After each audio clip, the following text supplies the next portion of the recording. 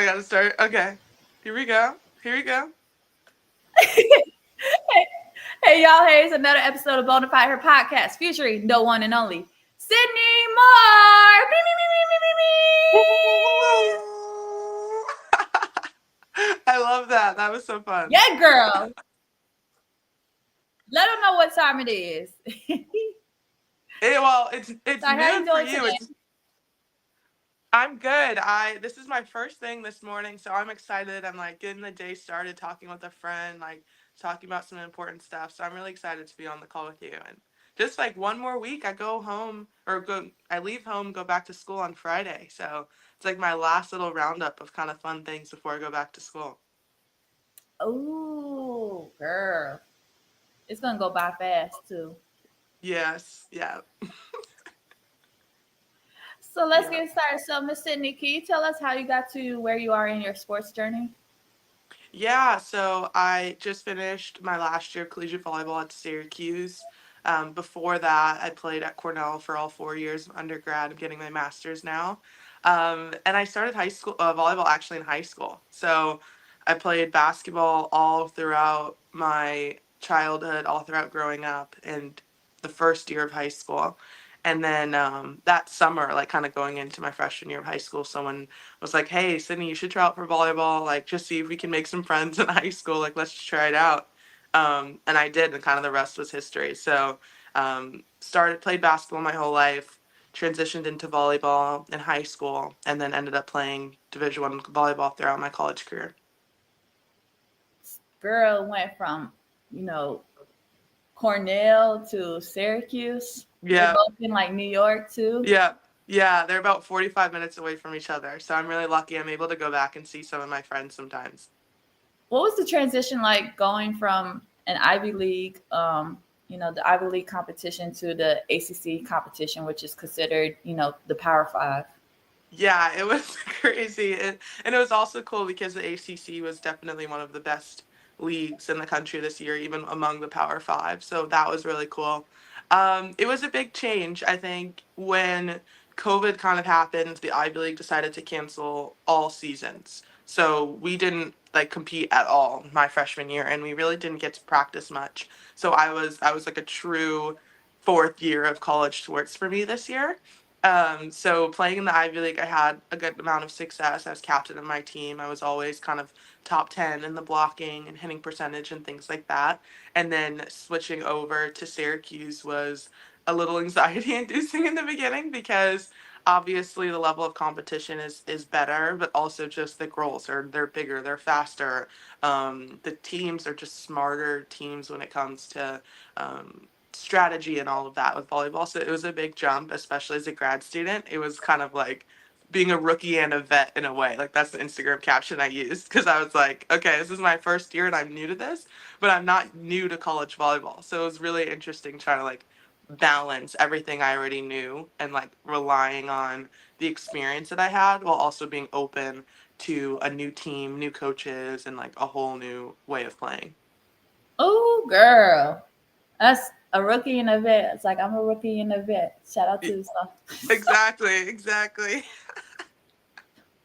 I feel like it is a Drake line because I ain't gonna lie. I always say, low key, I'm thinking to myself, Drake is great for Instagram captions. His Yes, lyrics are great for Instagram captions. exactly, But exactly. folks ain't ready for that conversation. But I'm just uh, so. First of all, shout out to you with that. We just met at the Athlete Con, and shout out Yeah, to Sam for the Athlete Con, y'all. yes, yes.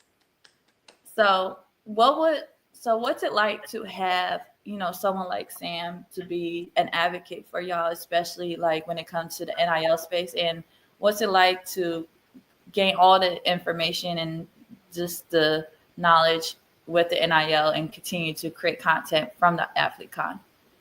Yeah, I think so. I met Sam about a year and a half ago in the Meta NIL program, Empower program. She was one of our coaches, like one of our mentors, and I would kind of reach out to Sam every couple of weeks or so and just ask for content ideas and like how to handle it and what I should be doing, I am someone who's very involved in NIL in a way, but not kind of the traditional way. Like, I'm not super popular on TikTok or on Instagram. I have a podcast, but I have really made my NIL more about kind of like advocacy, and a lot of behind the scenes things have been my deals.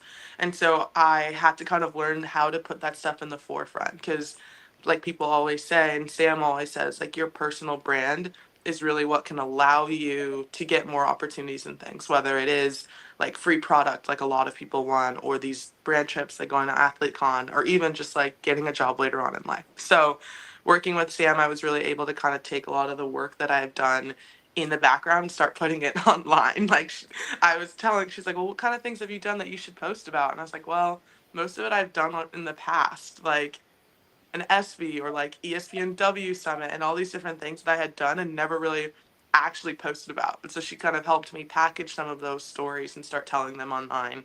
And then encouraging me to do more real series and different things, which ended up turning into my podcast. So I think just having someone who can kind of take all the different things that you have going on in your head and kind of lead you down a path is super helpful. I think that's what Sam does for so many athletes. She kind of takes our passions and helps us figure out ways to turn that into something content wise.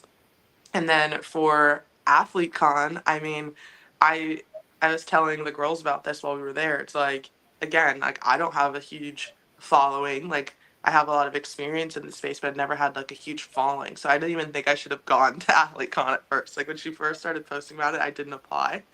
And then one of my friends, Sabrina, was like, "Oh, I'm going to AthleteCon. Are you going?" I was like, "Okay, maybe I should." And it was great because again, it's like Sam was able to create this community of all these women athletes who wanted to support each other, who wanted to learn from each other, and just to meet each other and learn about each other. And I feel like it made it to be a really nice and like welcoming space to ask questions and learn how to level up. And I think it's also really cool because all the girls there were all athletes. We all really care about our sport, but we also care about leveling up and stuff. And there wasn't any judgment of like, oh, you're making a TikTok, like that's weird. Like sometimes that can happen on teams. People don't get, those of us who like want to make content so and take it seriously. So it's just really cool to have a supportive environment like that at the retreat. Absolutely, because I ain't gonna lie. When I was like, when we did like our TikTok, I was like, I hope they don't think we're weird. But it's like, then I realized everybody's making TikTok, so Yeah, that we just everybody minding their business, but creating exactly. this. Because like, if you think about it, like at an athlete con, like this was like the second athlete con I went to. Like I went to the first one and it was super dope. And then this was like the first Queen's retreat I went to. So it was super, super fly. Ooh, not fly. Why I say fly like fire? I meant Your fly. Bob is fine. Yes. So like, and it's I said it to someone. Someone said this to me and I was like, dang, it's like you're able to create content around all the athletes and you don't feel like any type of stares or weird stares. But outside of like things like when you try to create content in like the regular setting or like Yeah, everybody's like, what's going on? Like, yeah, I'm like, God dang, mind your business. I'm trying to create something. yeah. Yeah, sometimes I think people assume too, and there is a balance for sure. Like sometimes people assume like because you make content that you must not be good at your sport, that you don't take it seriously. And I do think there's a balance, right? Like we can't be making TikToks right before the game, or like at the game and stuff.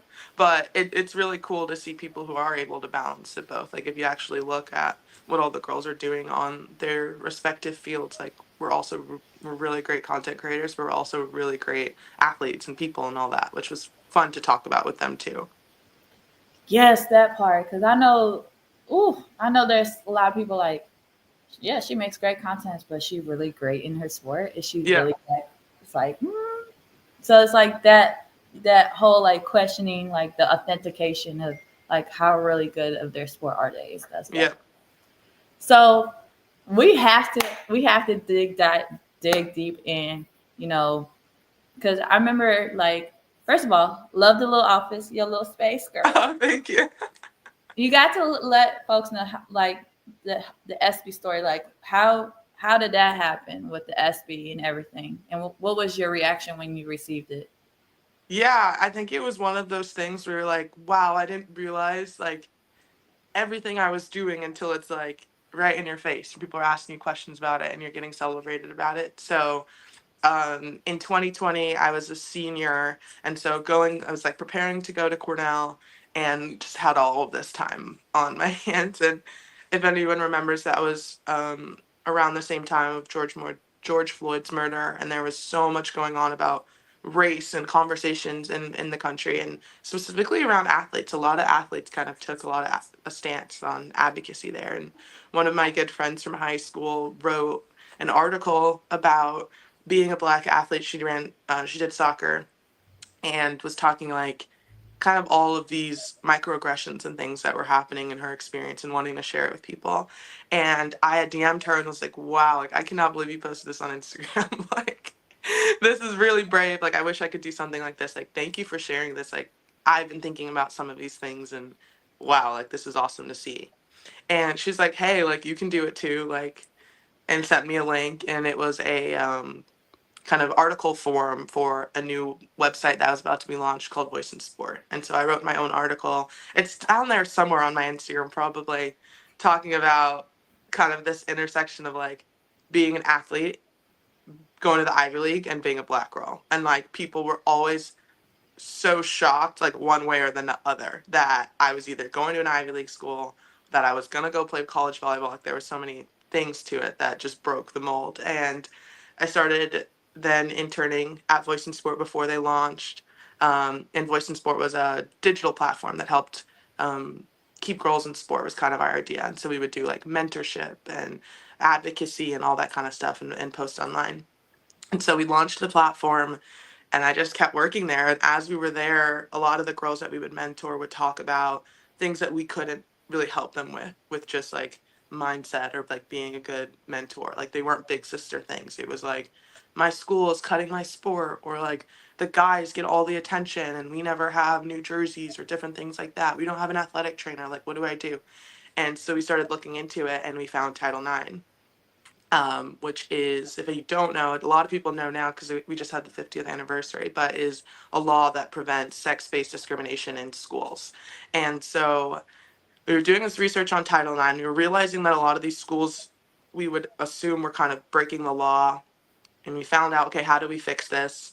Long story short, ended up creating a bill, and introducing it into Congress, called the Fair Play for Women Act, which was our way of kind of tightening all of these issues with Title IX that weren't quite laws, and trying to make them a law. So we've been trying to get that passed for a couple of years now. But the Billie Jean King Youth Leadership Award is an award, a part of the humanitarian awards at the ESPYs that they do every year. And they were looking for people, for teens and young adults who were making a difference in athletics in their communities. And I was one of those people that was identified and ended up winning. And that's how it went. So a little bit of a long winded story, but I want to make sure that I kind of share some of those details so people understand what happened. Girl, shout out to you. Thank you. Like, give yourself flowers for that because, a lot of people don't, they don't take that stance. A lot of people don't take that chance and don't take the risk. So, shout out to you, girl. Thank you. Thank you. So, my question for you is like, what's the inspiration behind your podcast that you launched not too long ago? Yeah, so my podcast is called Let's Talk About It. I started it a year ago. I was a senior at Cornell. Just finished my final, or what could have been my final season. I was looking to play in grad school, and there were a lot of things that I felt like student athletes should hear about and know about that I couldn't really find a lot of information on. So the other thing was, I was doing so much advocacy. I was like behind the scenes of so many different things, like partnership deals, and there was all these things going on with NIL. I was in the meta program, and I was like, hey, like this information isn't getting out to athletes. Like this important kind of business information, and like these laws that are changing in the NCAA. Why don't athletes know about this ahead of time? And there's so many things that we want to talk about that we don't talk about publicly. So let's talk about it. That's literally what the show came from. I did not think a ton about like the name of the show or the structure. I just knew that there were these topics that I felt like athletes really wanted to know in a short, sweet way. Like sometimes you get like interviews and you learn about a person and you might hear about what they went through, but you don't really get to go deep into the specific topic that you're struggling with, right? So that's where the show came from. So it's about started just as an Instagram reel series of like 3 to 5 minute episodes about all kinds of stuff, medically retiring, athlete unionization, finding your identity, all that kind of stuff. And then last month, a year after it started, I launched it on all podcast platforms. So that was kind of the idea there of connecting athletes with information about the things they actually need to learn and want to learn. Cause girl, I remember like I saw the clip of like we listen and we don't judge. I was like, this is so cute. It's so Thank you. like it was like this was and I think it was y'all was doing you and Sabrina were doing it part of the it was I think it was part of the Doves Yeah. but I was like it is so cute but it's so funny. It's like we listen, we don't judge. But so It's so true. And actually, one that we had that I was like, I wish we should have put that out. Was like the Dove spray, and like I know volleyball players. If you're listening to this, you do this too. Like, we will take that Dove spray and spray like our jersey with it, or like our knee pads, like in between games, and you can't like wash it, and you just like smell a little bit. And it's just so real. Like, just trying to be real with people. I guess is like kind of the goal. girl, all I know is I'm glad I got some of the Dove stuff because I was like, I I'm not musty or nothing. I take care of my hygiene, but Yeah. I've been around people who are musty. Like they like, and I'm thinking to myself like, did y'all not bathe? Did Yeah. y'all like? It's like I'm trying, working through it. I'm trying. I I can only do but so much. I don't want to pass out because the stank, but it's Right. okay. But so I always ask my guests and some of my guests I always ask my this question because I literally advocate for athletes and their mental health. Mhm. And I always want to remind people that athletes are human first. Mhm. So how when it comes as an athlete and a black woman, how important is mental health to you? Oh, it's like everything. I think your ability, I kind of explain it as like your ability to function almost, because I feel like in athletics there's so many things that kind of attack your mental health, and a lot of it is like just part of athletics, unfortunately, right? Like humility and dealing with competition and frustration when learning a new skill or trying to apply that skill, like loneliness, being a part of team, like all of that are things that can really attack your mental health. And I think for someone who's not an athlete can be something that's like people will say like, oh, if this is making you feel bad, then you should leave. And as athletes, like you can't like do that, right? Like if you feel that frustration, like you're not playing, like that doesn't mean that you should necessarily just like quit your sport, right? And so I kind of have over time have started to phrase it as like my ability to function, and what am I doing to make sure that I'm able to function and be able to like get the things that I need to get done, that I'm happy overall. So those are kinds of those things of like, am I talking to someone about what I'm going through as with my team? Are there at least a couple people, teammates that I can talk to about things that are going on, or who make me feel like I'm, really part of the team, or make me feel like I can be myself. And that's something I feel like I've been really trying to push out to athletes recently, because I think the way college sports are getting and the way even youth sports are getting, it's getting really cutthroat. It's getting even more competitive than ever. And it's really hard to say that that's good for mental health. Like you're always going to struggle and stuff. So I always try to think about functioning, and how can we help athletes like cope and figure out what works for them so that they can keep going. Yes, because Lord have mercy. If folks understood like how powerful whenever they speak or their words, Yeah. like somebody, like they understood how it can be perceived and Yeah. how their tone carries. Like and literally I wish people like I pray and wish people understood how athletes are humans first because Yeah.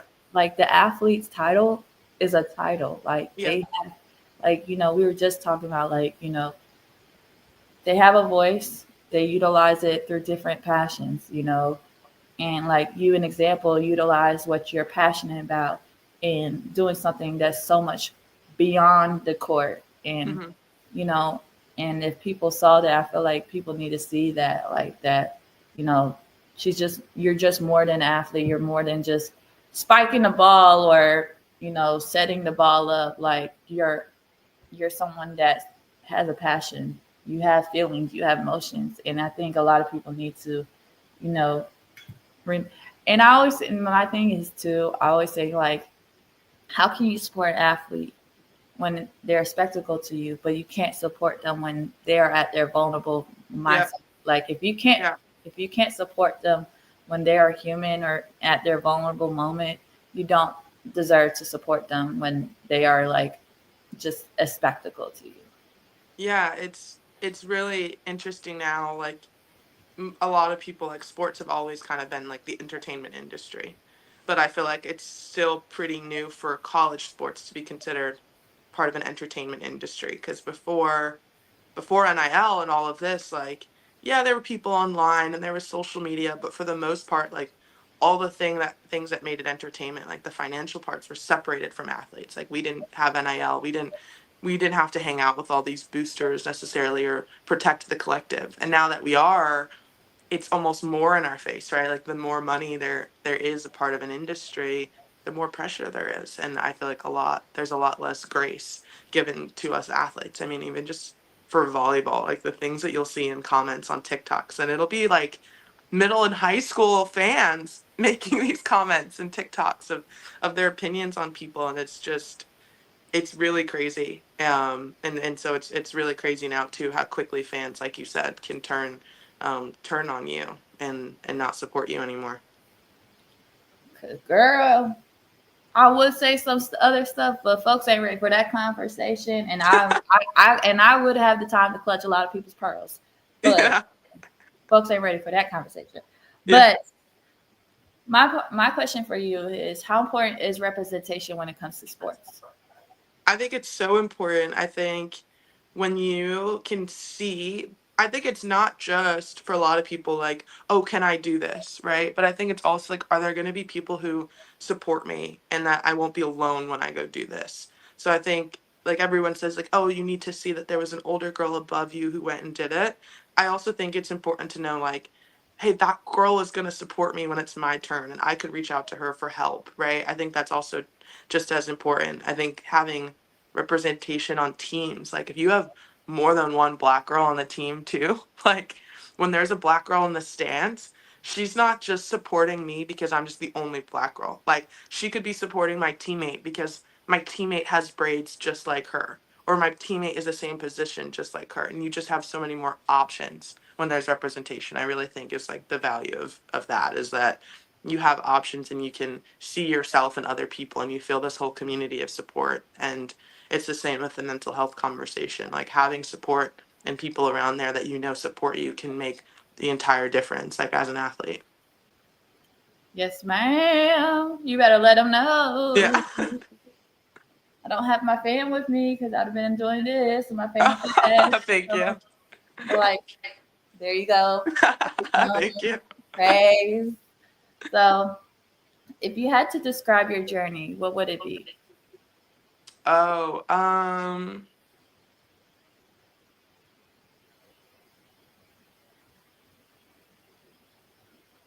like blindfolded, I think. Like kind of like one of those trust the process things where you kind of maybe like a corn maze is maybe how I would say it. Like you're kind of trusting the process. You don't exactly know what's going to happen or what's the next thing, but you just know you have to keep going and you just kind of trust your gut, trying to find the end. I think that's kind of where I'm at. I think I'm somewhere in the middle of the corn maze right now. I didn't, I like to be a planner. I'm really type A, but if I'm honest, none of the stuff that's happened in my life in the last 6 7 years I planned. I definitely did not know I was gonna. I definitely did not plan to play college volleyball. I definitely didn't plan to win an SB or even to have my own podcast. But it's just kind of like what I naturally feel like I picked up along this like court maze. That is interesting. Annihilation, right? An analogy right there. Whoo, I was about to say annihilation. Analogy right there. Whoo. Like Thank you. like the way he did corn maze almost like the Pac-Man like do do do do do. Yeah, like you have no idea where you're going. It wasn't like a linear line at all. It Like it was was just like all over the place.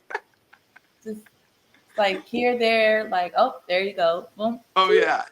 Oh yeah. And then like the breakdowns, so you're like, I don't think I'm ever gonna get out of this maze. Like I'm stuck. Like I definitely had that too. It was not a clear journey at all. Girl, what is a clear journey at this point? So Yeah, I don't think it exists. I think it's fake. we trying to figure that out. If someone knows, let us know. Yes. So, but so I always ask my guests this question because Okay. bona fide means authentic and unique. So, what makes Miss Sydney Moore bona fide? And what makes your story stands out? Oh man, okay. I gotta love on myself for a second here then.